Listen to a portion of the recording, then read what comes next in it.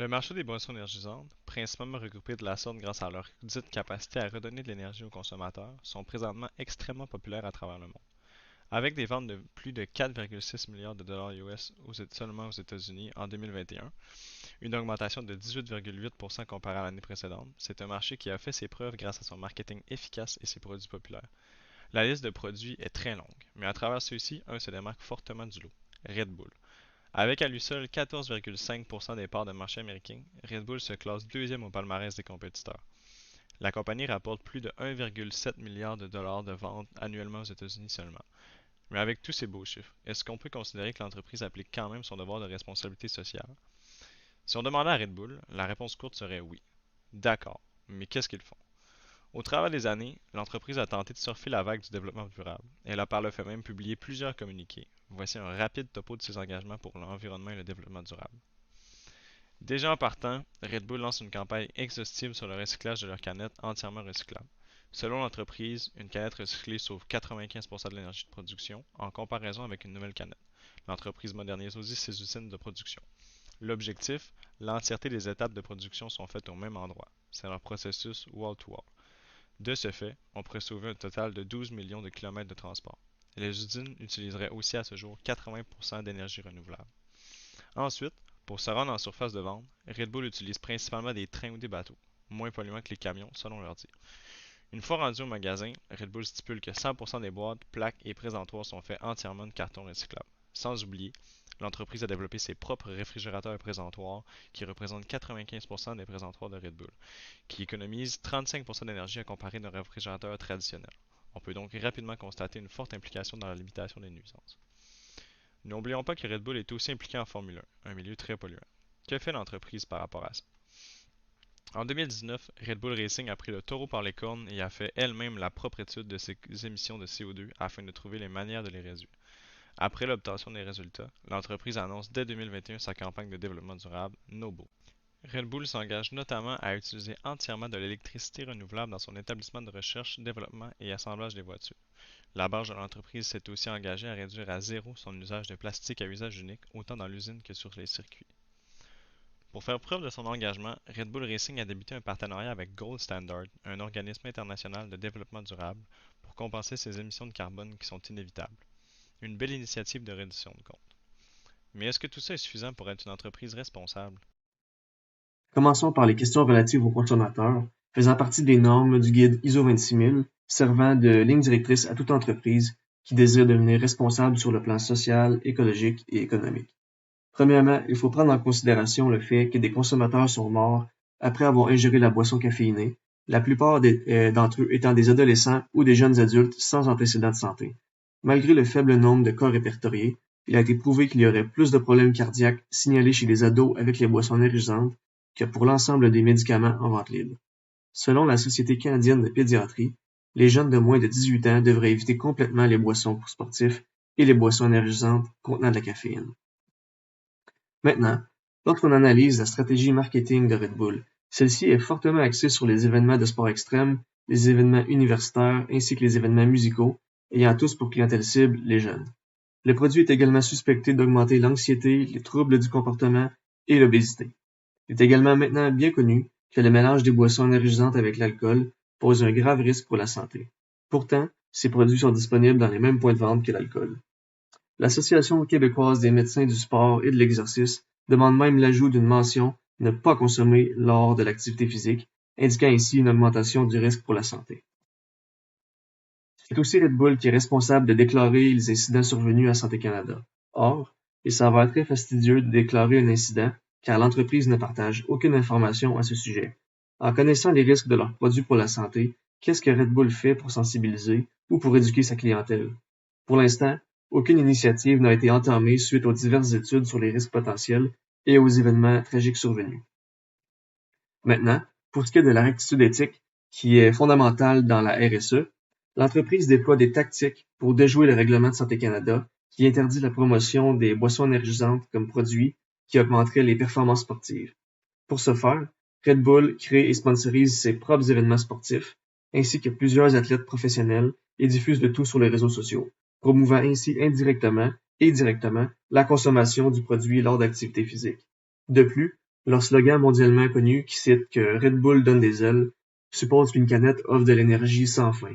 Ces publicités ne démontrent pas la réalité derrière la boisson, qui se rapproche plus de médicaments que de simples boissons, et minimisent les conséquences de la consommation. Dans le même ordre d'idées, Red Bull est très présent dans les bars, les festivals et les événements où la surconsommation est souvent de mise, alors que la consommation avec l'alcool est reconnue par les médecins comme dangereuse. Quel est le message qui est véhiculé par Red Bull en agissant ainsi? Est-il responsable de fermer les yeux sur les conséquences potentielles de cette association et d'aller même jusqu'à la promouvoir? Ensuite, suite aux pressions de certains groupes dans les dernières années pour restreindre l'accès aux moins de 16 ans, la vente libre ou tout autre changement de réglementation, dans les dernières années, Red Bull répond systématiquement par le lobbying et le déni de tout risque pour la santé pour les jeunes utilisateurs. Maintenant, dans un tout autre registre, Red Bull a fait les manchettes en 2012 suite à un scandale impliquant le petit-fils du cofondateur de la compagnie en Thaïlande, après avoir happé mortellement un policier et fui la scène en état d'ivresse. Ceci a donné lieu à plusieurs rumeurs de corruption et de tentatives pour étouffer l'affaire de la part de Red Bull. Et finalement, le département de police a laissé tomber les charges sans donner plus de détails. Est-ce là le comportement d'une entreprise qui prône la rectitude éthique? Nous avons des doutes. Concernant la reddition de comptes vue en RSE, plusieurs activités mises en œuvre par Red Bull démontrent que l'entreprise ne respecte pas les critères exigés. Avec de multiples rapports de personnes hospitalisées après avoir bu du Red Bull, l'entreprise ne parvient pas à avertir sa clientèle sur les effets secondaires néfastes de la consommation. Or, il n'y a même aucune volonté de le faire. L'entreprise se concentre uniquement sur les avantages attrayants du produit et surtout insiste sur le fait que la boisson est sécuritaire en expliquant que les autorités sanitaires ont conclu que Red Bull Energy Drink peut être consommé en toute sécurité. Par contre, comment expliquer le total de 9 décès déclarés liés à la consommation de cette boisson? En n'abordant pas tous les détails de leurs produits, Red Bull trompe chaque personne qui regarde leur publicité ainsi que chaque consommateur de leur boisson. De plus, l'entreprise reste silencieuse lorsqu'elle est approchée pour des entrevues au sujet des problèmes de santé liés à la consommation de leurs produits et préfère rediriger les communications vers l'Association canadienne des boissons. Selon un reportage fait par Enquête au sujet des effets négatifs des boissons énergisantes, les géants de l'industrie préfèrent l'omerta à la transparence, et ceci va complètement à l'encontre de ce critère de la RSE.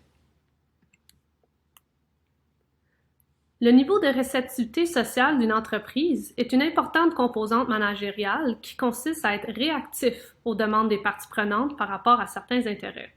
Ici, on peut remarquer de multiples incidents qui démontrent que Red Bull n'écoute pas sa communauté.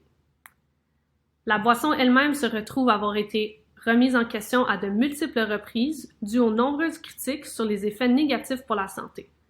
Les implications sociales sont évidentes, donnant à l'entreprise une mauvaise réputation pour ne pas changer la recette de leurs produits, mais surtout de ne pas aborder les problèmes impliqués.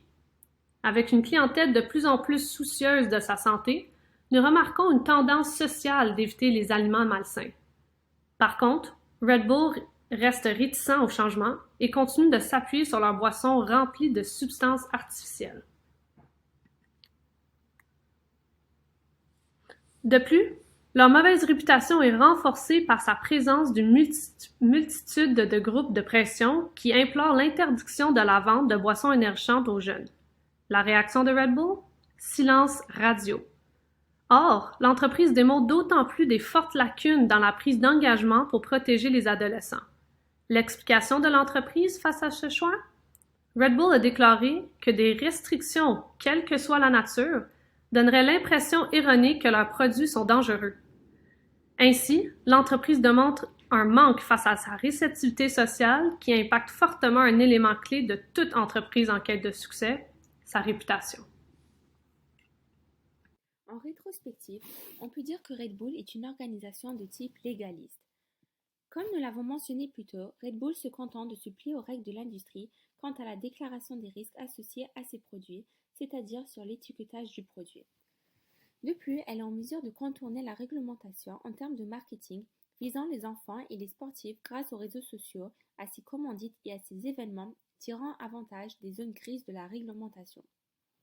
Comme nous l'avons vu, à chaque fois que la profitabilité de l'entreprise a été mise en péril par des demandes de réglementation suite à des études ou bien simplement par la pression des groupes sociaux, Red Bull répond par le lobbying et tente de combattre ce changement au lieu d'accepter sa responsabilité et profiter de l'occasion pour être un leader positif. Dernièrement, la compagnie est complètement fermée au monde puisqu'elle n'accepte aucune entrevue des médias ou même de proches de personnes défuntes.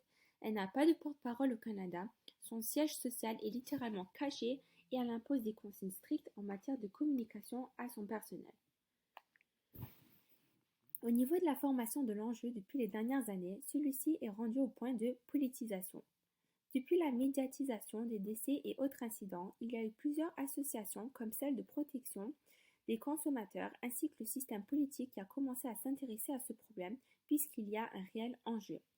De plus, plusieurs cours à travers le Canada ont entendu des demandes de restrictions plus strictes en termes de commercialisation depuis les dernières années, suite à une sensibilisation qui s'accroît grâce aux médias et recherches scientifiques.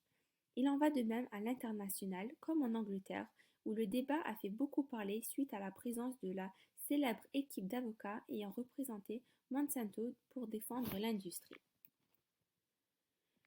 Pour conclure, si l'entreprise voulait améliorer son degré de responsabilité sociale, elle pourrait d'abord commencer par changer leur publicité de façon à cibler des consommateurs plus âgés que 16 ans.